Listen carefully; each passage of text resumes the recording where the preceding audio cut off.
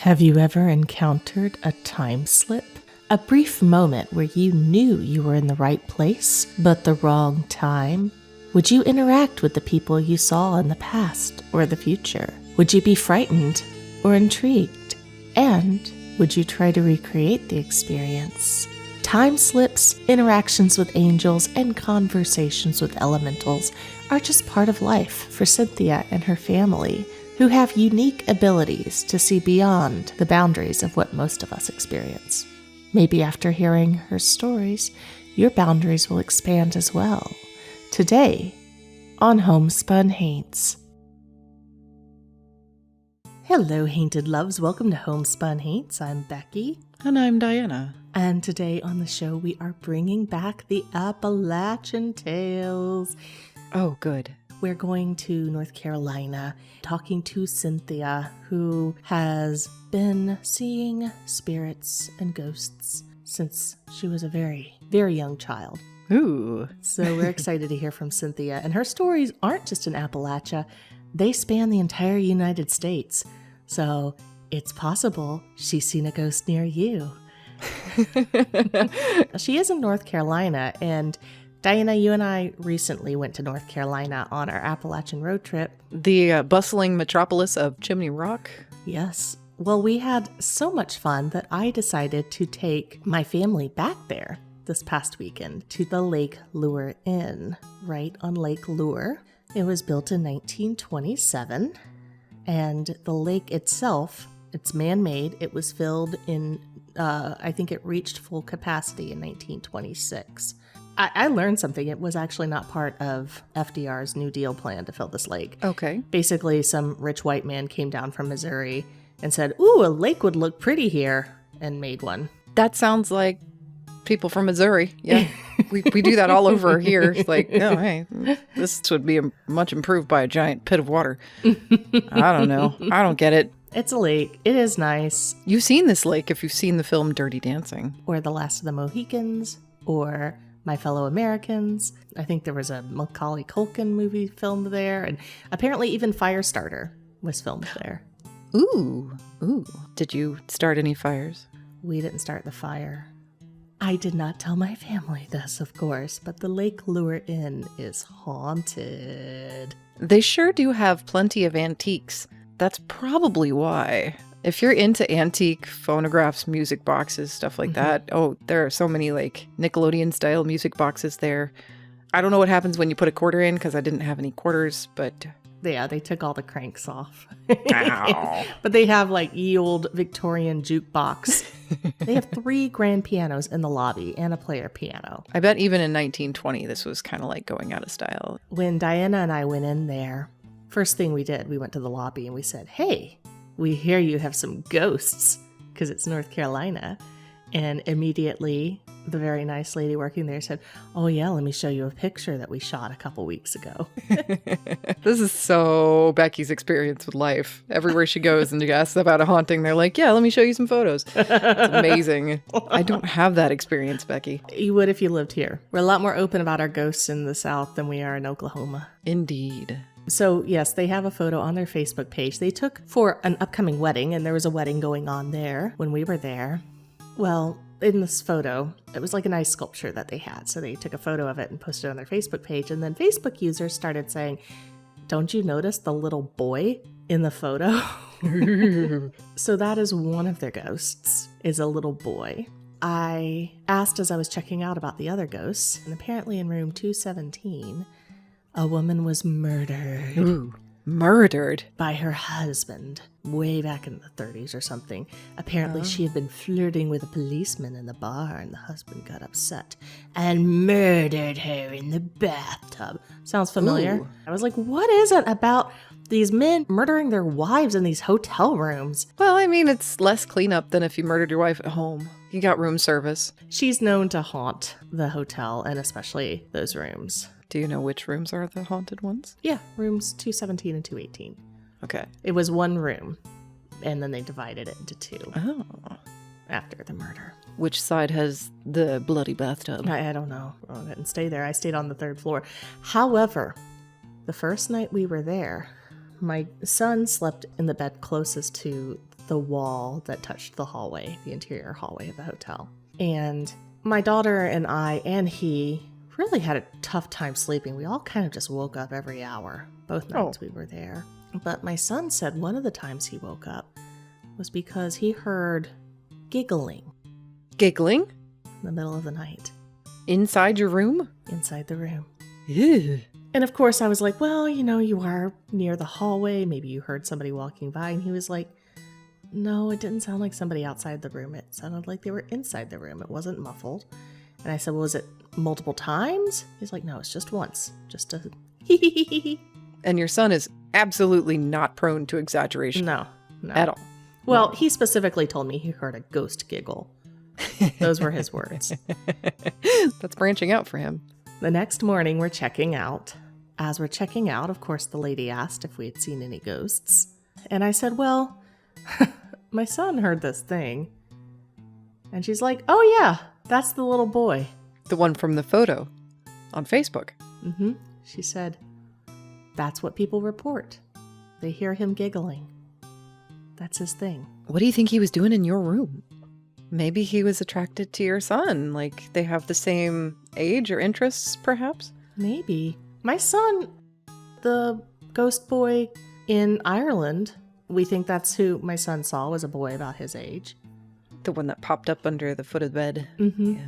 So with that story, I don't know if I told you this part of the story when we were in Ireland, and you can go back and listen to the episode about the Ballylough Castle in Ireland, where my son was briefly possessed by a spirit. Just a little possession. But when I was asking the owners about the ghost there, they said that one guest had walked in and had come into the room that was the drawing room, but it wasn't the drawing room. It was a dining room. And there was a little boy sitting at the table. And the owners had told that guest, that's interesting because that room used to be a dining room. So she had basically gone through a little time slip. That sounds like my experience at Gilcrease Museum in Tulsa. Yes, exactly. Yeah. So we know there was a little ghost of a boy there, and that's what I think my son saw in Ireland, and that's what I think he heard at Lake Lure. And of course, he's telling me about this giggle, like with a big smile on his face, because he knows I'm going to tell it on this podcast. And so he's just excited. Oh, this is a first-hand ghost story podcast. Why isn't he telling it? Because he's at camp. Oh, damn it. Lucky. I know, I want to be at camp right now. Right, so fun. So yes, I had a haunted weekend in North Carolina. Haunted weekend at Lake Lure. So we're going to hear some more stories from North Carolina and other parts of the United States. That leads us into our next installment of Most Dangerous. Becky, what do you have for me today? Well, Diana, we're going to do things a little differently today. Ooh.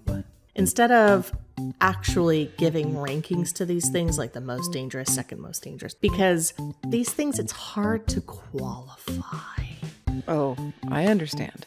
I want you to give me a list of what you think are the top 3 most dangerous things you might find in your toilet.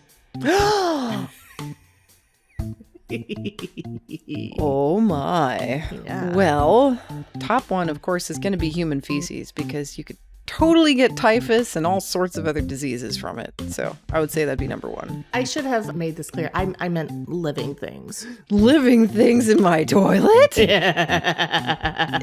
I don't mean things that came out of your butt. Oh, no. If living things are coming out of your butt, then you're the most dangerous thing on your toilet. Yeah. It's been worms. Ah. Oh my. Okay. The most dangerous living things that can come up out of my toilet. Mm-hmm. Mm-hmm. I hate to think about this. I know, right? And it's not the toilet monster? I mean, it could be qualified as such. Okay. Well, I've heard a lot about alligators coming out of your toilet. Is that something that actually happens now? There's actually a lot of stories about alligators in sewers in New York. It's a common urban legend for a reason. There actually have been alligator sewer sightings. Eee. But I don't know if any of them ever come up the toilet. Now, the issue is that people will order alligators online because People are dumb. What? I thought I talked about this on another episode. I know I researched this in depth for some reason. We did do an episode about, Alligators in sewers. some kind of toilet monster things. Yeah, so you can order an alligator. It's legal to send a baby alligator through the mail. But not legal to send an adult alligator through the mail for some reason. So people will order these baby alligators from Florida. And Florida is happy to provide. Because they're Florida. Yeah. If you go to Snopes, they'll be like, nah. But I mean, the New York Times ran an article about this with photos of friggin' alligators crossing Fifth Avenue. So it's a thing. Usually when they are found, sometimes they're found in a river or they'll be found sunning themselves on a rock in Central Park. They're usually very emaciated, very cold. They need care right away. Right, because reptiles are cold-blooded. They need sunshine in order to survive and metabolize things. They can't just live in a sewer in New York. Yes. But I don't think there are any cases of alligators coming out of the toilet, so no. Oh, good. Oh, whew, one less thing to worry about. Right. Well, I'm constantly worried when I'm in my bathroom because I see poisonous spiders in there a lot. So, there is a very, very common fear about spiders being under your toilet seat. Yeah, not so much like in your toilet, so much as like lurking beneath or around your toilet. And it can be a problem. So this is one of those top 3 things. Now, spiders tend to not come up through the toilet though. They don't really like toilets because they're cold and they're smooth, and spiders like places where they can build a web. But you got a toilet bowl that's not very disturbed very frequently, and that can be a decent place to build a web. I mean, it's stinky, it would attract insects. There's actually a really big problem in outhouses, specifically. I mean, what's not a big problem in outhouses, really, if you think about it? Spiders like flies, and flies like shit. Yeah. And so if you have an outhouse, you are at risk of getting bit by a black widow spider Eek. because they love musty, gross places. Yeah. Oh, and bit somewhere very, very personal. So spiders are a problem. There was an article that came out on the Mirror in 2015, and they had an invasion. Like the article, it actually reads, "Britain facing invasion by false widow spiders that hide in your toilet." The bite does hurt. It's like getting stung. It's not going to kill you, but it does hurt. And if it's there, it's really going to hurt. So this was about 10 years ago. They do like to lurk there.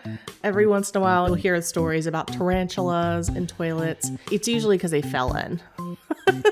And tarantulas, you don't have to worry too much about them. So you've got one of them, all right? Spiders. You guessed alligators. Spiders are a problem, mostly in outhouses, though. So, can you guess the other 2? So we're not talking about living organisms that are smaller than the naked eye can see, right? Yeah, well, not bacteria, Okay.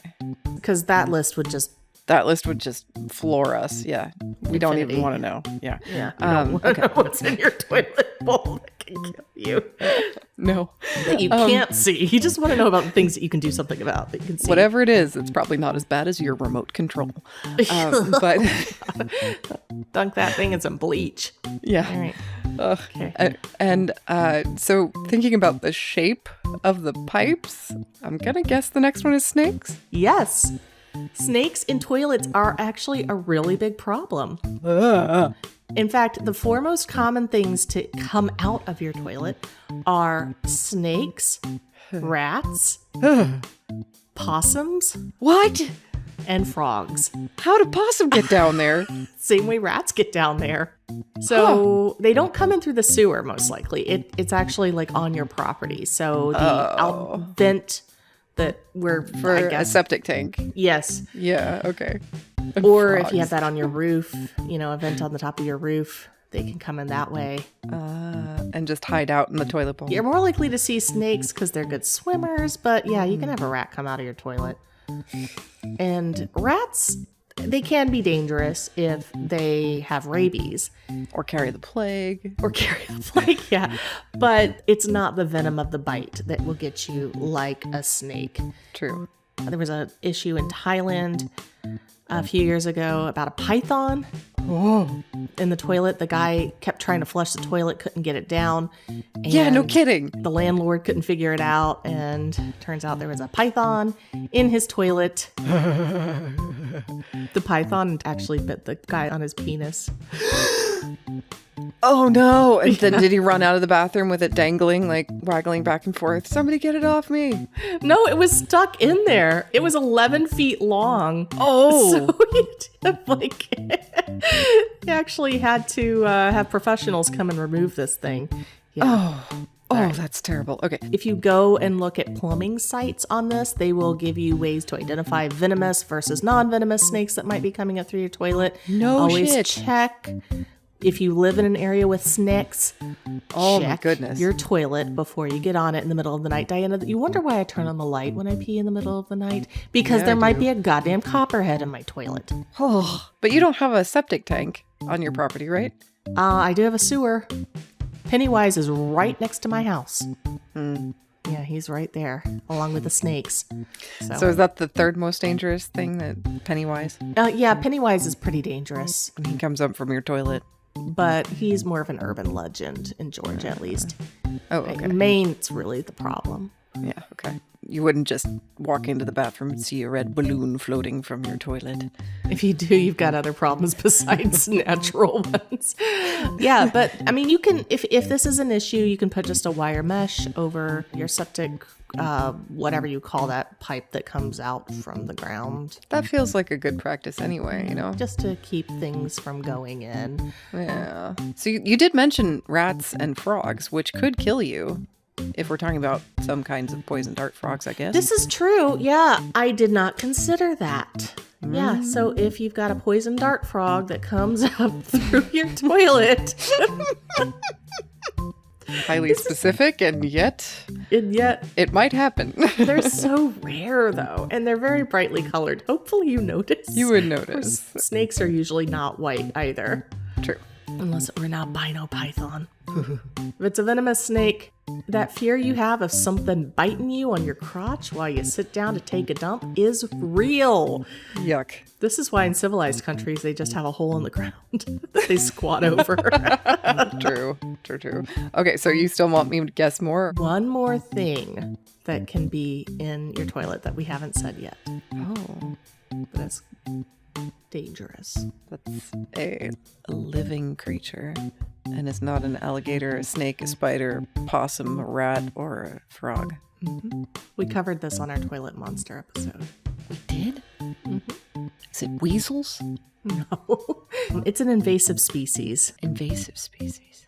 in Florida where this has been a problem. It's not kudzu. Kudzu might come up and kill you in your toilet. That's true, but you have to be sitting there a very long time. Is it murder hornets? No. Killer bees? Guess no. Fire ants? God, if those are in your toilet, you've got so many problems. So many. Bats? No. I always guess bats just in case, because I like to talk about bats. Let's see here. Would it be a venomous animal? It's not venomous per se, but it has claws and can attack. And it's not a weasel. Is it a mole? No, it's not a mole. Think bigger. Bigger than a mole? Shit. Bigger than a mole in your toilet bowl. Is it a mammal? No. Is it a lizard? Yeah, I think so. An iguana? Yes. Really? Mm-hmm. Are they dangerous? I mean, if you sit on one, I suppose. So this is really recent. In Hollywood, Florida, which is where my in-laws live, a man in Pembroke Pines had this iguana come out of his toilet. It was hissing at him because it was scared. He was complaining to his landlord because he found an iguana in his toilet 3 times. Was it the same iguana 3 times? It was the same iguana. So he kept coming in trying to get the iguana out, and the iguana would swim away from him back down in the toilet. Back down into the toilet. Oh, no. Yeah, so he tried multiple times, and he couldn't get it out. So he called in some experts to retrieve the iguana from his toilet. Oh, my goodness. Oh, my goodness. Well, apparently iguanas can actually be dangerous. Iguanas have claws. They sure do. And teeth. And a Yes. whip-like tail that could smack you in the butt pretty hard. Yeah, they have serrated teeth. Yeah, and they've got that tail that can whip you. Probably serrated teeth contaminated with lots of salmonella, I imagine. Exactly. Their skin is contaminated with salmonella. Do not get bit on the penis by that thing. Yeah, so you can catch salmonella just from touching these guys. Oh, yeah. Oh, I don't know why. It sounds like you know why. Because they live in toilet bowls in Florida.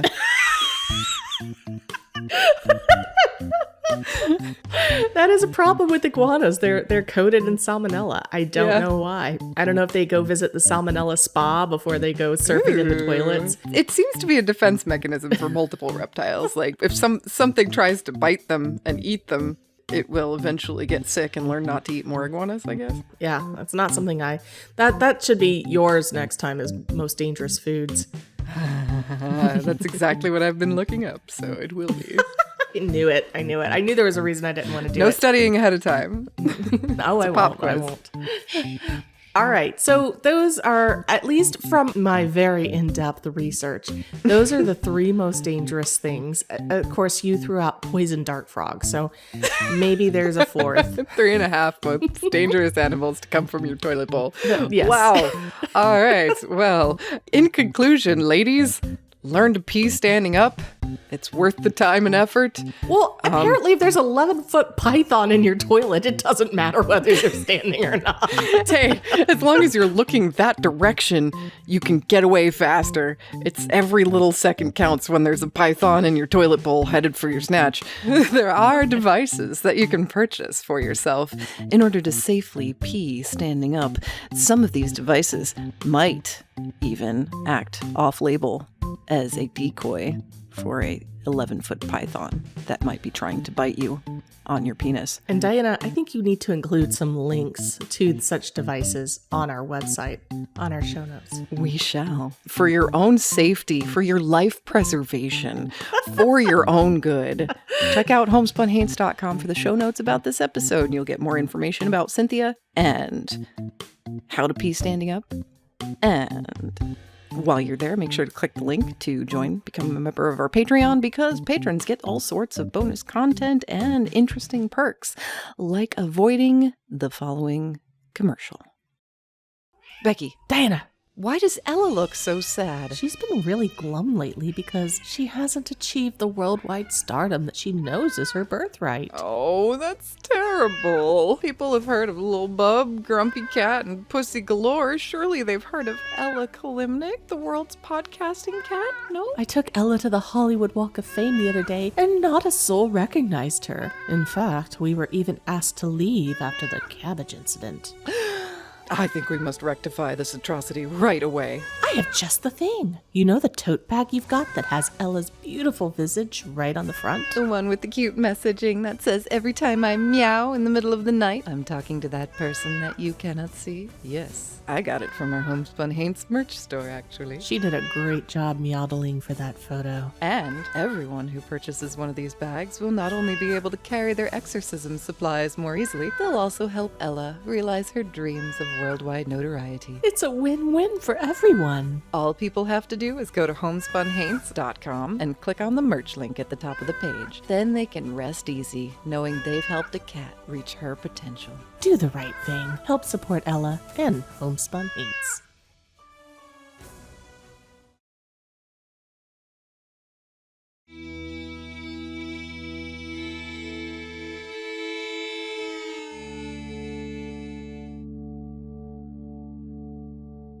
Today on the show, we are thrilled to bring on another guest from Appalachia. We have today on the show Cynthia, and she currently resides in North Carolina, which Diana and I recently visited. It's one of my favorite states. It's just so beautiful there and so haunted. So Cynthia, welcome so much. We're so glad that you're here today. Thank you. I'm so pleased to be here and share some stories with everybody. So Cynthia, what part of North Carolina are you in? So I'm in the foothills of North Carolina. We visit the mountains regularly, and I have a daughter who goes to school up in Mars Hill. Now, are you originally from that part of North Carolina? No, we moved here about 6 years ago. Previously, we've been in urban areas, so finally getting back to a little bit more of my roots. I spent my formative years in the Adirondack Mountains, which is actually an extension of Appalachian. Just up north, we call them Adirondacks. So let's go back to your roots then, because you've been seeing entities your entire life. When was the first time you remember encountering something that you would consider a ghost? 3 years old was my first time. I can still picture it like it was actually happening. Outside my door, there was this opening, the attic access, and it opened. And I didn't think much about it. I woke up and I saw this shaft of light come through. It was very, very bright. I had a great uncle who had passed, and I didn't know, but I knew of him at 3 years old. He died as a firefighter. And my great-grandmother came down. They kind of walked down the stairs, and they sat at the end of my bed. We had a conversation. She still spoke in broken English because she was from Sicily. I can't remember everything that was said, but it was just a nice, wanted to meet me, wanted to tell me they loved me. And I remember the angel came down and kind of tapped him on the shoulder and said it was time to go. And they said, we'll see you again. And then it all just went like back to normal. So like they didn't ascend, it just like almost like you ended the show. It was just a bunch of love. I wasn't scared. I didn't care.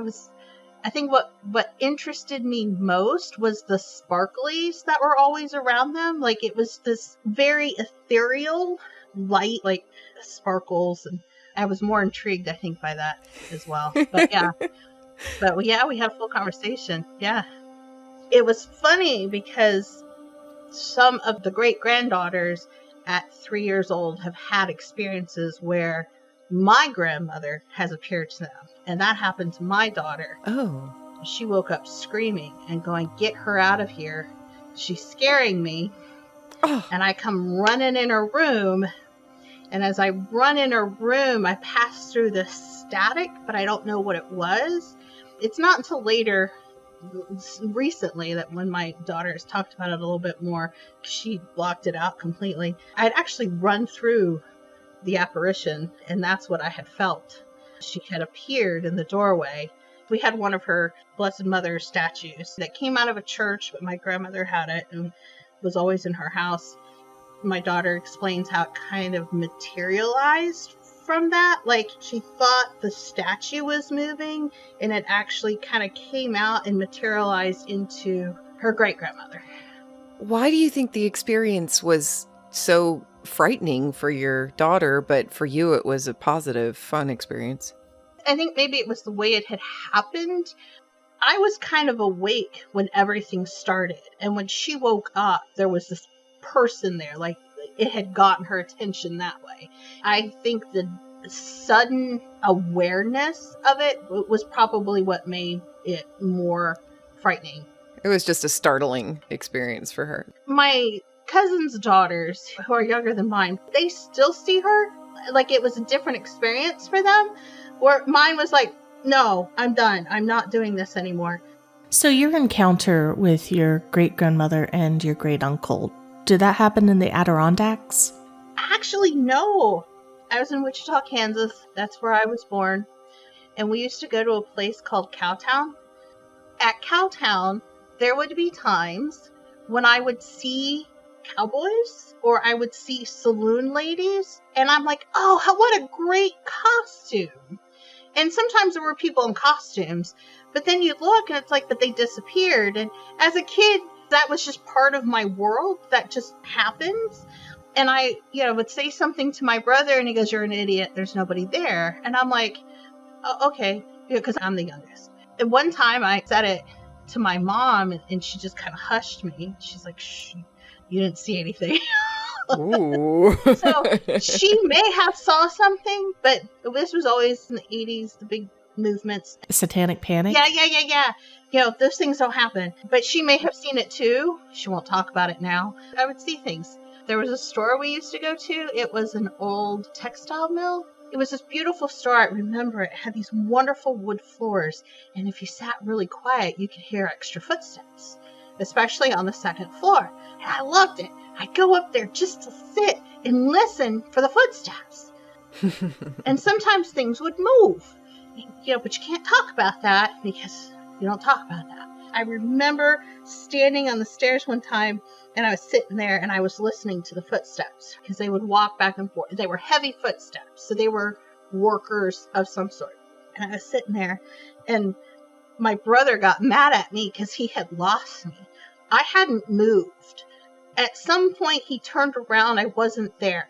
I never left the stairs. I was still on the stairs. I remember not leaving the stairs. But he came back around and he said I was gone for like 5 minutes. Mm-hmm. I was about 10-ish. According to him, I disappeared. So do you think you slipped into a time slip or something? Yeah, but I was just sitting listening to the footsteps. That's all I remember. I've seen these time slips. Like sometimes you walk past and I'm like, that's not the right era. Like in different places, like, oh my gosh, Williamsburg, Virginia. Oh, of course. My husband and I actually were married in Virginia and we lived there and we had passes. It was awesome. One time we had just come out of the governor's house and like both of us saw this. Coming out of the governor's house. It's the house right before the church and I can't remember the name of the house. And as we walked past, we both stopped and something made us turn. We saw a woman at the door and she looked at us kind of weird and we looked at her kind of weird and it was like everything melted a little bit around us. Like it wasn't in focus. It was very watery is not the right word either, but it was, we weren't in the right place is like, we both felt that. She didn't say anything. She just kind of waved and we waved and she shut the door. And that was it. It was like whatever that slip or glance into whatever was just that brief time when she was at the door. That house was almost like brand new. You could feel the newness and you could feel it wasn't the right time. Everything was very... The rustic's not the right word either, but it's like that feeling between now, modern, like I know this is just a piece of history versus holy shit, I'm looking at history. I've peered into this rip of some sort. And my husband and I both saw it, and then we both kind of looked at each other, and we stepped to the side and stepped back to see if it would happen again, and it did. Wow. And so you both conferred with each other. Did you see that? Yeah, I saw that. Yeah, you saw that, right? And he's like, yeah, I saw that. And it was totally not a reenactment, because I know there's a lot of people in period dress there. We asked, we're like, oh, we didn't know this house was open, because it's a private house. That's really cool that people dress up too. They're like, we don't know what you're talking about. There's nobody there. There's nobody there. When I brought my kids, we saw the blacksmith. And my two daughters walked back there. They came back and they go, Mom, we hate you. And I go, oh, why? What happened? They go, we saw the blacksmith, but there was nobody there. Okay, so there's the blacksmith area. And they went to go watch the blacksmith. Apparently the blacksmith was on break, but they were watching the blacksmith. Becky's kids get mad at her for hauntings. That was just spring break last year. And they've even started digging up other things. My husband and I actually watched several shadows walk. as the time was kind of setting a little bit, and we watched them walk out of this garden area that they were excavating and doing archaeological work on it. And we're like, ooh, they disturbed something. Look at it go. So it sounds like your entire family is pretty sensitive, including your husband, wouldn't you say? He has a lot of, he doesn't like to say it, but he has abilities. We both talk to and see the elementals in the area. He can't talk to the trees like I do. I just don't think he wants to, but I think he could. They're my trees. They're my friends. He goes, you deal with them. We've both seen, years ago, there was a young boy who was killed on his bicycle out on the highway not too far from the house. We've both seen him run in front of our vehicle. And it's hard not to say it wasn't a person. We have tried several times to recreate it, but you can't. And there's things that walk across the road. And so there's sometimes at night we just stay inside. Things? Things. There are these big black blobs.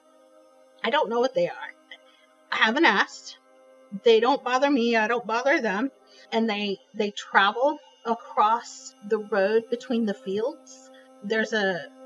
It's not an abandoned house, it's just nobody's living there. And they like to hang out over there. So they'll cross the road. They move around. And my daughter and I actually saw one time come out near the high school, come out, scare the guys in the high school half to death because they thought they hit something, because it almost looked like a turkey, but it wasn't a turkey. It was, if a turkey had been like feathered up and like rolling, is kind of what it looked like. I pulled over and checked on them because they almost ran off the road. And they're like, we saw this thing. I'm like, I know, you're okay, but are you okay? So we have the big black blobs that cross the road. Yes. And they might be related to the elementals that live there in the trees, but seem to communicate with you completely differently. Oh, I don't. Yeah, the elementals. First of all, we do leave offerings for the elemental. Okay, especially the one back here, because we have chickens, we have tomatoes, our peppers, whatnot. So we'll leave offerings for the elemental, and the elemental communicates mostly through the crows. So if something's going on or it's not happy, it'll let me know by the crows. And then the crows will let me know when I haven't fed them because I have to give them peanuts. And so that's how we communicate. The other elemental that shows itself is kind of down the road a little bit. And we have seen it standing on the side of the road, running across the road, and usually peering out from the trees as we go by. Sometimes as we drive past, it'll wave. Really entertaining. And what is it about its nature that makes you call it an elemental? What does that mean specifically? Because it doesn't look like anything I've ever seen. Okay. It's old. I know it has seen a lot. Sometimes it'll like give me pictures of the glaciers. It tells me I've seen changes you don't even know about. Like, it's old. It's very tall. It has the structure almost of a deer for a head. It has antlers, but it's not a deer. It's not a knot deer. I've seen one of those one-eyed deers. Have you ever seen? I think you guys talked about it one time on the podcast. The knot deer, yeah. Yeah, those are scary. Thankfully, it lives on the other side of the highway. I don't have to see it. And the one that's behind the house here, it's almost like a guardian of the area because of how much farming happened here. I had to talk to the elemental when the weasels got in and went after my chickens. I've had a possum in there. I've had black snakes and then raccoons. And we had to have a discussion. I said, this has to end because I can't keep losing chickens like this. It's very devastating when you open the chicken coop in the morning and there's, a massacre. So we've come to terms and nothing's bothered the chickens since. Why do you think that you have seen so many things in just this one little tiny area? Is it that they're attracted to you? Is it just a really, really paranormal area? Is it just that you see everything that people don't normally see? All the above. I have been more open to embracing this ability. I think this area is very paranormal. This is the Ramser Mill battle. So it was one of the turning points in American Revolution. The emotion and psychological and physical stress that happened in this area, I think, charged this area a lot. Yeah, that certainly makes sense. Well, Hainted Loves, as you can probably gather from the multitude of stories you've just heard, Cynthia has more stories to tell. So please join us next week as Cynthia continues to share her stories of ghosts, elementals, and even a doppelganger. Cynthia, thank you so much for talking to us today. Thank you. And Hainted Loves, our angels are telling us it's time to go. Have a spooky day.